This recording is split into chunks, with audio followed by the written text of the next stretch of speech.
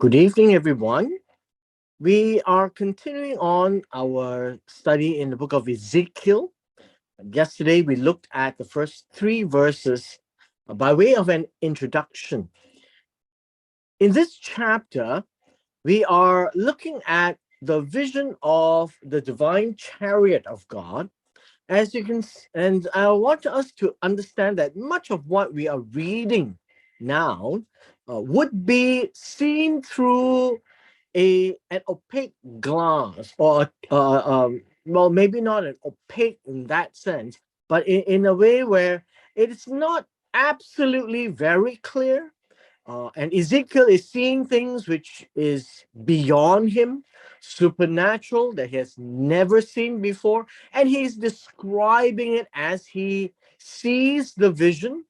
And it's in a form where words that are used are somewhat how was it mysterious, in the sense to give us this idea that when he's looking at this vision with all these things that he's never seen before, and by way of introduction, I would like us to go through this chapter, and I'll point out to you some of the challenging words that translators have attempted to translate, but instead of giving us clarity, it would have given us a lot more confusion.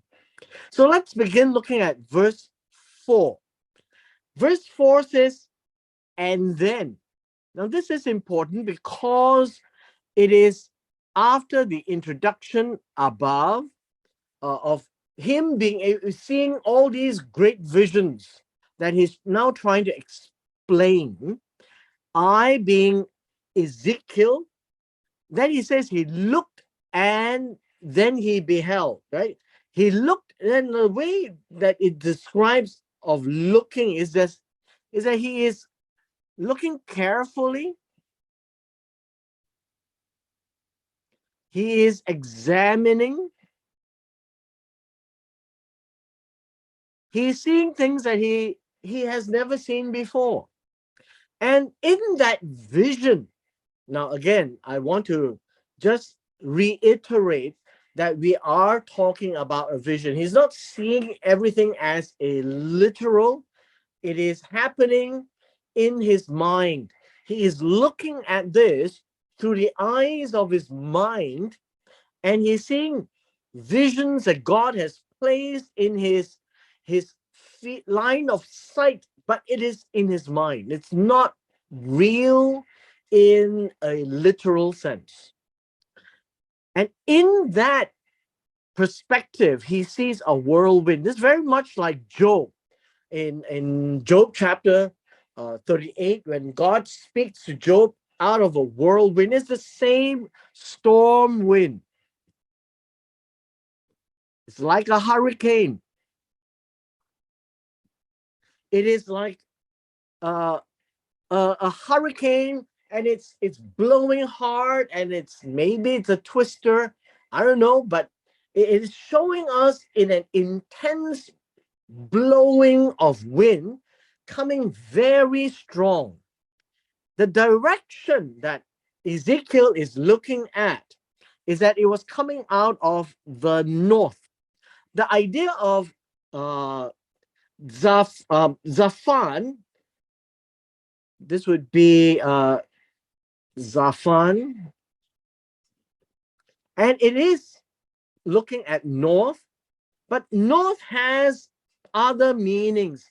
North means something that's hidden. North means something that is dark, as if dark clouds are coming down from the north. So the northern side, or the northern part, is always depicted as something mysterious, something dark, something hidden. And this whirlwind and God's wind, or presence of this incredible wind that's blowing, coming from the north, he comes with a cloud. I think this is something that we have to explain a little bit. He comes in a huge cloud, and in the huge cloud has what we call flaming fire.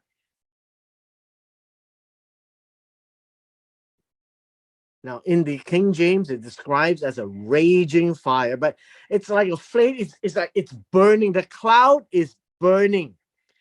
And it says engulfing itself. It's like it's eating itself. So if you think of it this way, if this is the cloud that's coming from the north, and it's dark clouds, okay? And they says that there is a raging fire, and I guess you could see that it's all fiery, right? It's all fiery. It's like it's eating itself up. And this fire gives a picture. So understand that Ezekiel is trying to give an imagery. He's trying to describe this imagery. And this great cloud, coupled with a whirlwind that is blowing hard, I guess you could say that it's like a whirlwind here. So with the cloud, with the wind coming down from the north, and then we are told, remember, everything we're told is what he's seeing. It says there is a sense of brightness around it and radiating out of its midst like a color of amber. Now, this word here, we don't really have a word. I think we should just leave it as it is, chashmal.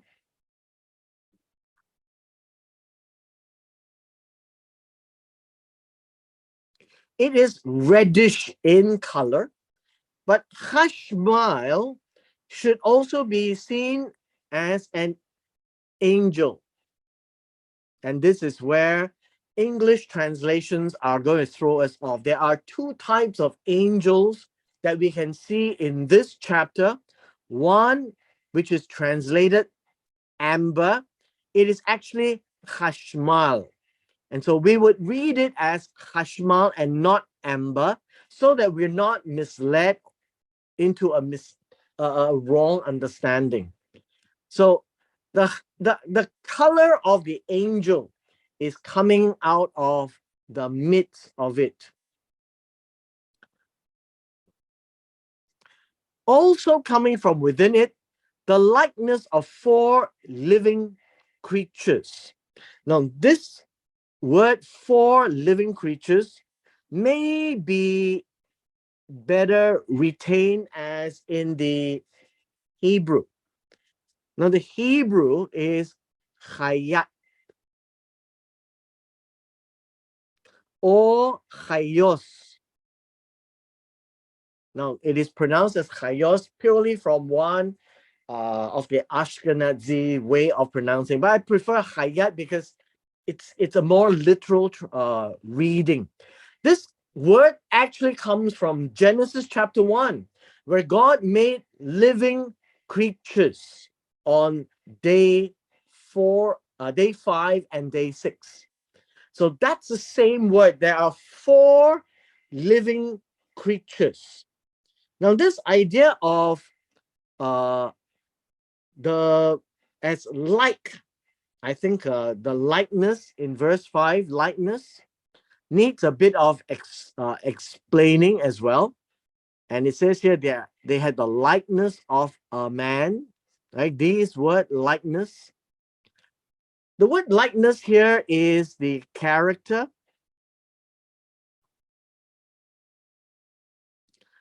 It also has the idea of the conduct.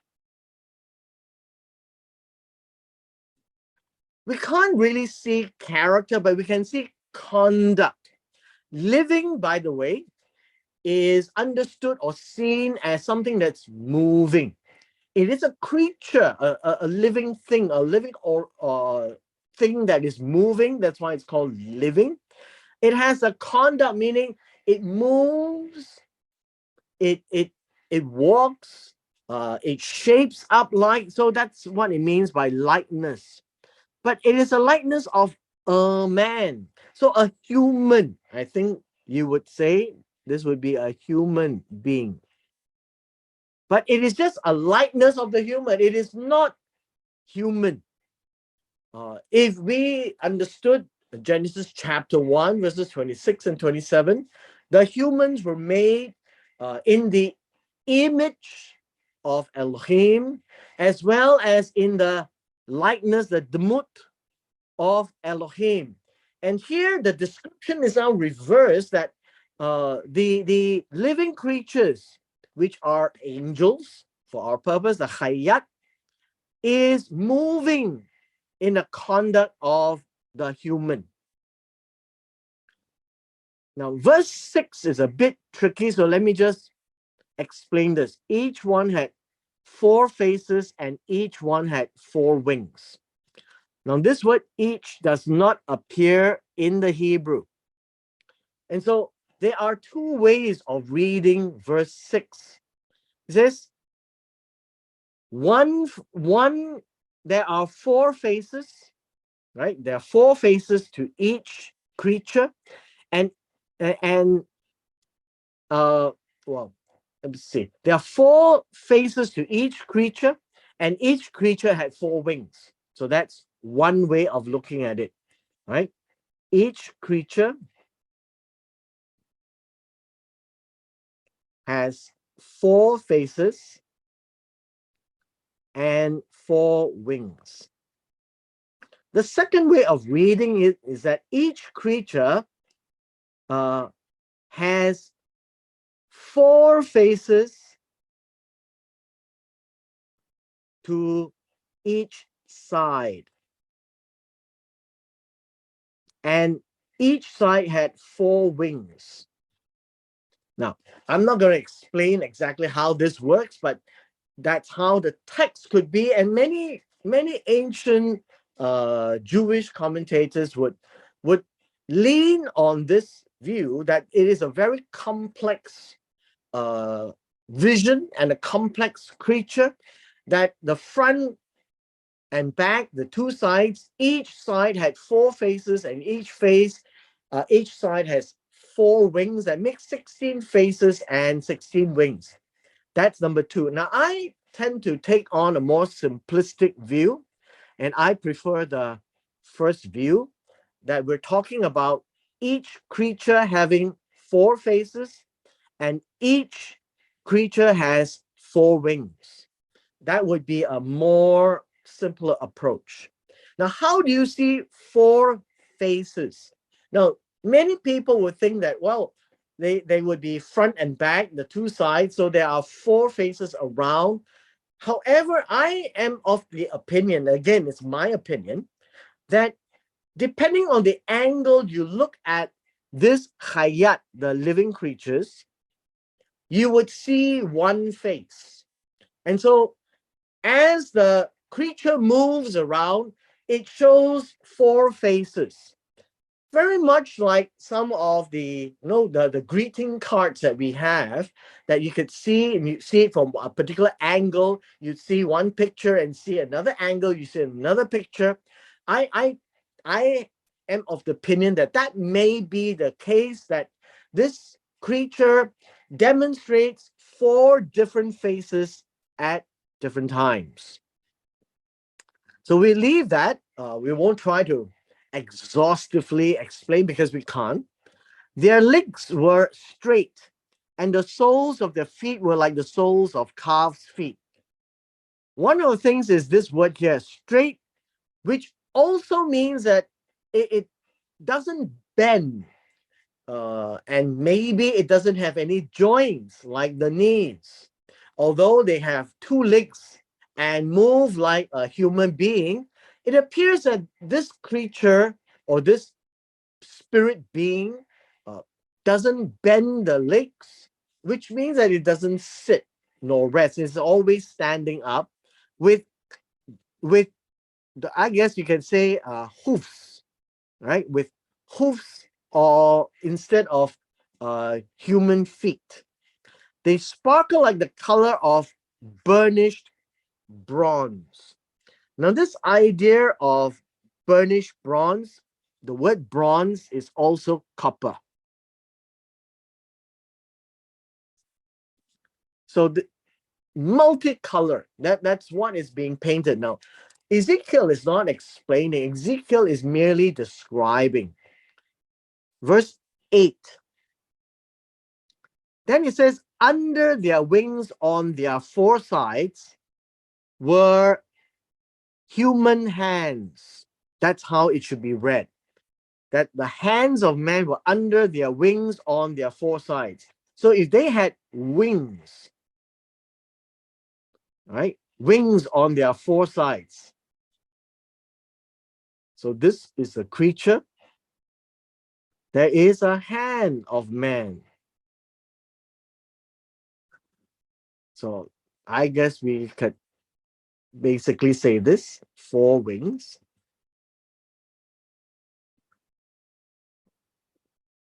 And then we have hands of man. And legs that doesn't bend. So the hand is like human hands, and the legs are straight. Now, it doesn't describe much of the body, so nothing much we can actually draw from that. But each of the four had faces and wings. That's all we need to know, is that each of these creatures had four faces and four wings. And then their wings touch each other. They did not turn when they went, but each went straight forward. Now, what happened is that each of them actually had their wings stretched out. And each of them had their wings touch each other.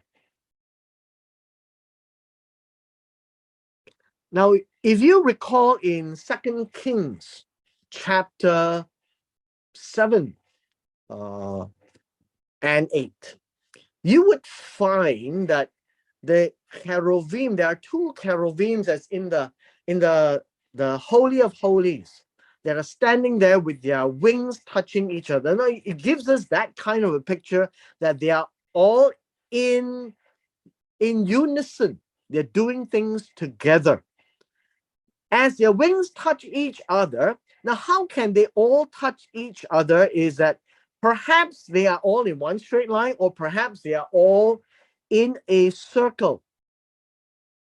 If they're in a circle, then all four creatures will be touching each other by their wings.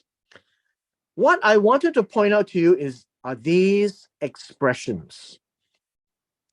They did not turn where they went, and each one went straight forward, which means that their motion is straight line motion. And then it can go any direction without stopping. It gives us this picture that it has the ability to start, stop, change direction at will. Now that's the picture we are getting here in verse 9. And they may be flying together in one line, or they are flying together in a circular fashion as each of them touch their wings together. Verse 10, and as for the likeness of their face. Now, verse 10, the character of their face, right? What happened to the character of the face now they're describing? That each had one face of a man, and one has a face of a lion, and then one has a face of an ox, and one has an eagle. Now it says one side, right? It says on the right side, on the left side, and each of the four had the face of an eagle. So it appears as though there are four sides to the head. But I am of the opinion it's not exactly that. It's like different angle when you look at it, it appears differently. And I think that would be, it may be a better way of expressing this rather than one head with four sides and four faces. Thus were their faces, the wings stretched upward, two of which one touched one another, and two covered their bodies. And so we don't have a picture of their bodies. We have the fact that the wings covered their bodies. Two touched each other, and two covered their bodies.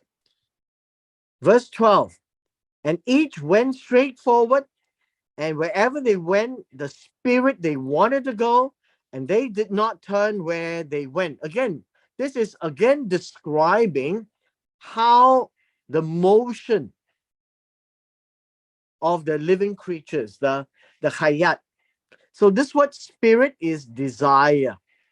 If they wanted to go straight, they went straight. If they wanted to go up, they went up. If they want to turn back, they turned back. And that is what Ezekiel is trying to explain. Now, as to the in verse 13, we may like to see it in a slightly different way. As for the likeness of the living creatures, their appearance was like burning coals of fire, like the appearance of torches going back and forth among the living creatures, the hayat. The fire was bright, and out of the fire went lightning, and the living creatures ran back and forth in appearance like a flash of lightning. Now, this word likeness of the living creatures, we can say that we are looking at the more distant view of the living creatures. Either that, or we are looking at the likeness of the eyes, right? Of the eyes of the living creatures. Because in the earlier verses, we have described the head, the body, the leg, the hand, the wings. And so verse 13 perhaps describes the eyes.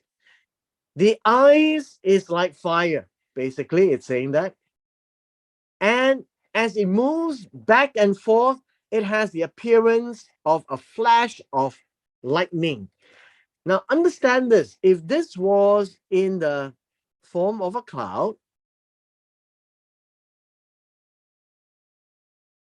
and out of this comes the living creatures, and the living creature seems to zip back and forth, moving everywhere. And as it moved very quickly, it appears to be lightning, or the eyes is the one that led them, because the eyes gave out the light, and the light was like fire, and out of the fire went lightning. And so what appears of lightning is the motion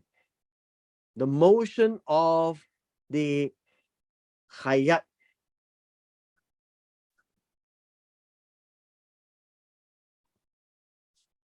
And this motion gives the picture of lightning because it was moving so fast.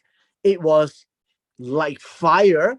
And as fire moved fast, the imagery that you see is as if there was a lightning flash. Verse 15. And then I looked at the hayat, and behold, a wheel was on the earth beside each living creature with its four faces. So now we have the living creature as the hayat, a type of angel. We also have this word wheel. The wheel concept is ophanim. So let me just put it down.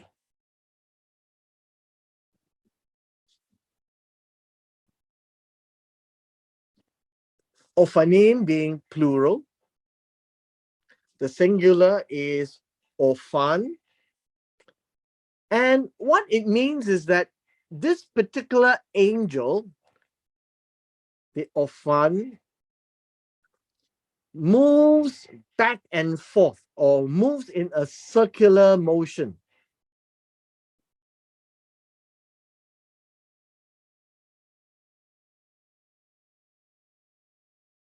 And hence it's translated as wheel here, right?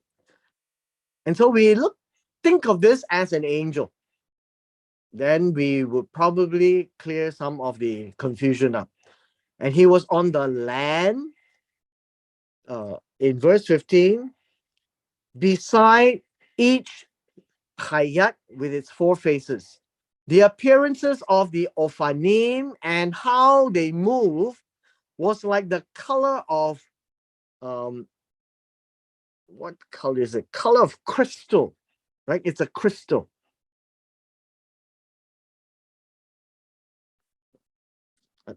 Like a precious stone, I think you could say that. And all four had the same likeness. What it means is, besides the Chariot, there are also the Ophan. So times 4 times 4. That is what we're saying. How they appear to move, as it were, like a wheel, a circular motion in the middle of a circular motion. Now, this one, you really have to imagine this. What does that mean is that if you look at it this way, it looks like two consecutive motion. All right. And so you will find that this is moving inside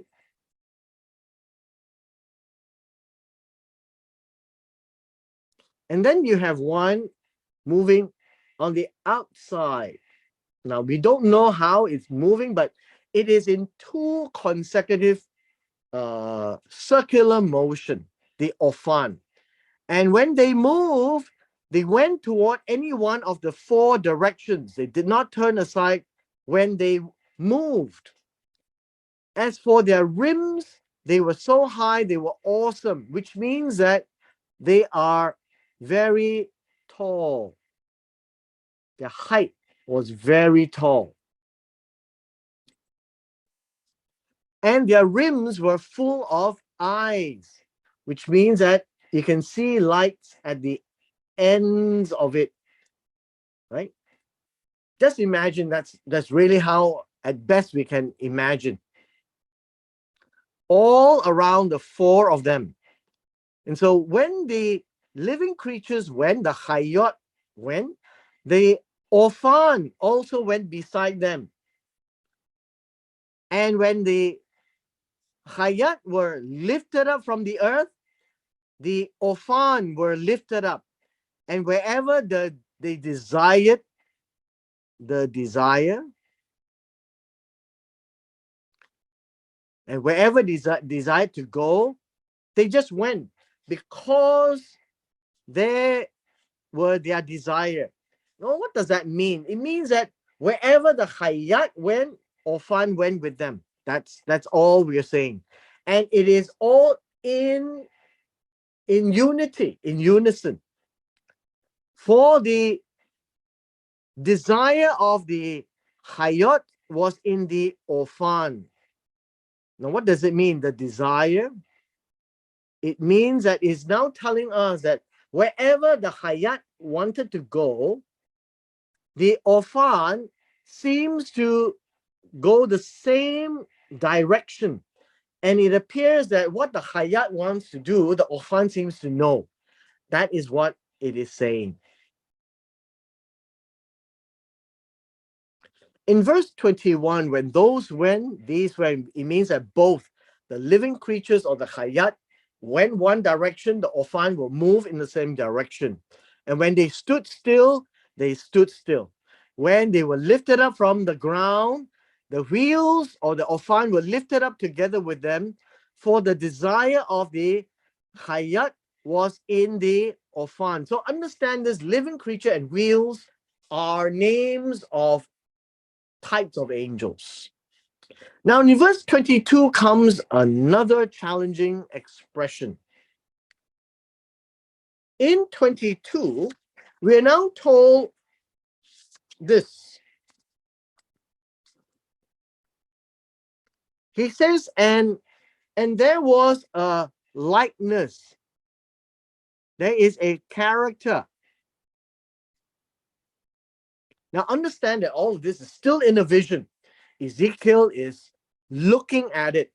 And there seems to be I would strike this out because the proper word would be rakia, a thin layer. Above the heads of the Chariot was like the color of an awesome crystal. Now, this word actually means the color of frost. I think frost is icy crystal, right? I think an icy crystal would be a good word. Icy crystal. And it stretched out over their heads. What it means is that you find the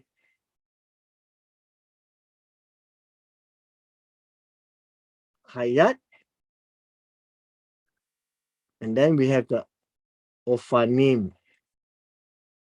And this particular Rakia is a layer on top.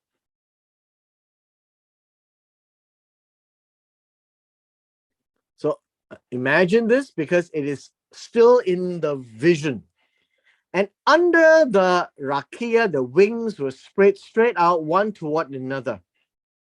So this is the Rakia. So you find that the wings of the Hayat, it's stretched out. Each one had two which covered one side, and each one had two which covered the other side of the body. Verse 24, and where they went, I heard the noise of their wings. The fluttering of their wings was like the noise of many waters. Now, this word, like, in verse 24, gives you the similitude.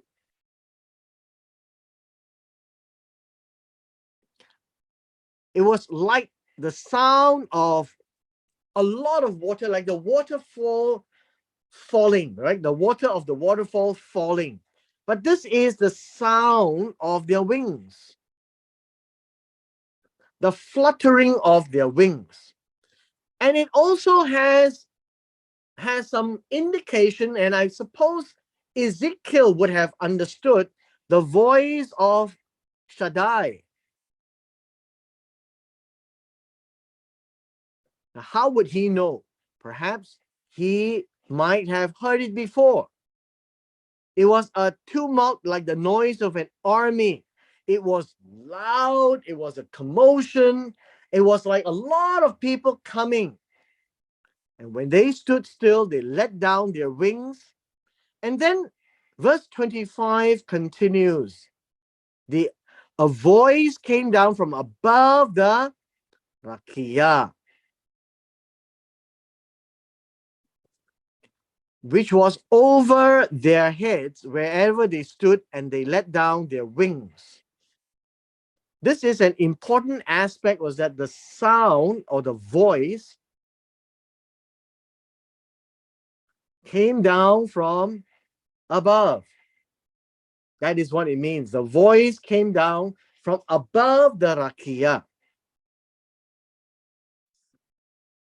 Verse 26. And from above the Rakia, so I keep using this Hebrew word, over their heads was the likeness of a throne. Now, this word likeness would be the character. how it appears would be a likeness of a throne. So I just imagine that this is a throne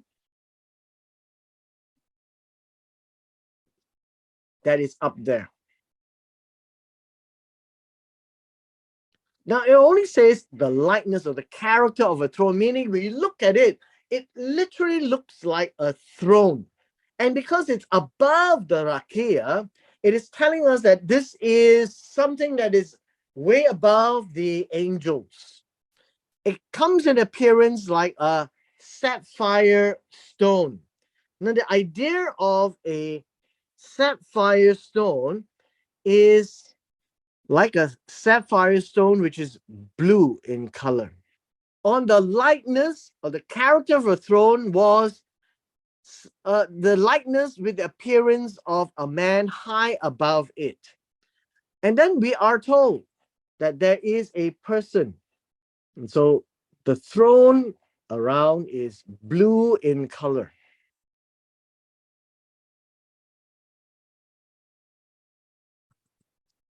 And on the blue throne would be the likeness of a man. And so this looks like a person, right? Looks like a person.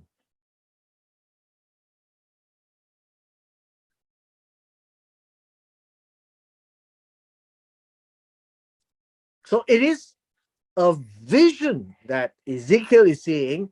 There was a throne, there was an appearance of a man sitting on the throne.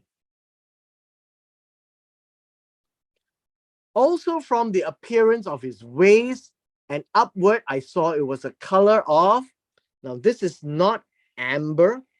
As you can see, it is chashmal, right? As chashmal. Picture of the man waist up. So let me just draw this. A picture of a man waist up would be chashmal color, somewhat reddish, with appearance of fire all around and within. So the picture here is, it's like it's burning, right? It's like it's burning. So I'm just trying to help us imagine, how it might look like. And then from waist downwards, I saw the appearance of fire with brightness all around. Now, again, it's fire. It's like it's burning all over.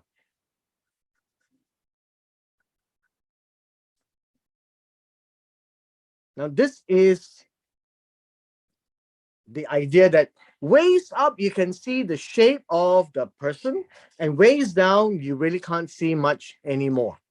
Now, there is also the appearance of a rainbow in a cloud on a rainy day, the appearance of brightness all around, and this appearance was like the likeness of the glory of God. So what do we see here is that there is also this rainbow, okay?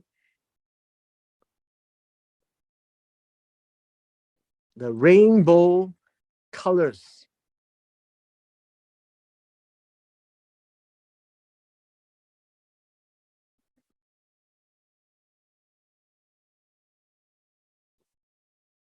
Which is going to be hard to imagine, but just think of it this way, that there is the rainbow colors that is being seen, right, as rainbows. Now, with this is a depiction, and it says here, the glory of Jehovah. So what do we see is that this is appearing up there above the rakia, and is showing to Ezekiel as he looks up, he is in awe. He is describing what he sees, and he is showing us that this, in verse 28, is the sight, the appearance, what he sees is like the character of the glory of God. Now, the glory of God cannot be really portrayed. We are seeing it in words. It is astounding. It is incredible. It is magnificent. I'm not going to try to describe everything. I'm just trying to help us understand what the Hebrew says. But suffice for us to see in the vision of chapter 1 is that there are the angels called Hashmel, that is somewhat reddish. There is the Hayat with the four wings and four faces, moving about as they desire. The Ophanim, that is moving in circular fashion like wheels, and they move in tandem with the Hayat. And then we get the appearance of a throne that is above the rakia. So we are given the understanding that suddenly there was a layer, a covering, right? A covering over the spirit beings. And above that seems to demonstrate to Ezekiel a picture, an imagery of the glory of God, that he was on the throne. He was sitting there. Now, obviously, Ezekiel didn't see the face, but he was describing the appearance of fire, of rainbow. It was so brilliant. There were all kinds of light. You can just imagine that. The reaction from Ezekiel, when I saw it, I fell on my face and I heard a voice of one speaking. So when I saw it, it is lit, it's visible. This is seeing the vision of the glory of God. And the reaction that he had was this. And then I fell on my face, dare not see.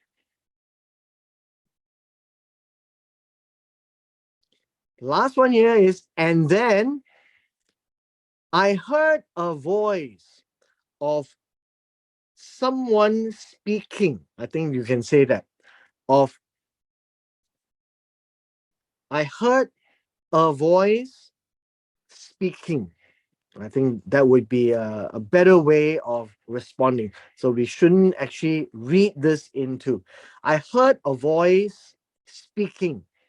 Now, obviously, the voice is this voice, which was up there above the rakia. So somehow Ezekiel can actually tell that whether it's below it, the rakia, or above the rakia. I will not venture to explain how, but he did. And so he describes that. And this entire picture actually gives us an imagery of somewhat of a chariot that has spirit beings looking like wheels moving, coming down from the north.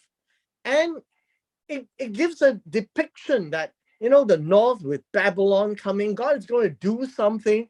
And the picture of a chariot perhaps is giving a picture that God is planning to move. So it's an imagery, right? It's imagery. It's conveying a message through an imagery. And God is appearing to Ezekiel. That is a very unusual vision. And I suppose most people would not even want to try to describe it, because if we were to misunderstand this, we are misunderstanding the vision of God. But one thing for sure that as we come to an end in chapter 1, the reaction of Ezekiel is one of humility. He was totally bowled over, and as a true Jew, he would bow down with face to the ground. And this falling on my face gives us a picture that the face itself is even literally on the ground. And all of this is still in his vision, right? Uh, Ezekiel is seeing things, and in his mind, he is falling on the ground and he hears a voice. Now, this says that the voice is speaking. So there are words that he is going to hear, or he's hearing words. He's not just hearing sounds, he's hearing words. And this will continue with this vision into chapter 2 tomorrow. And with this, we come to the end of our session today.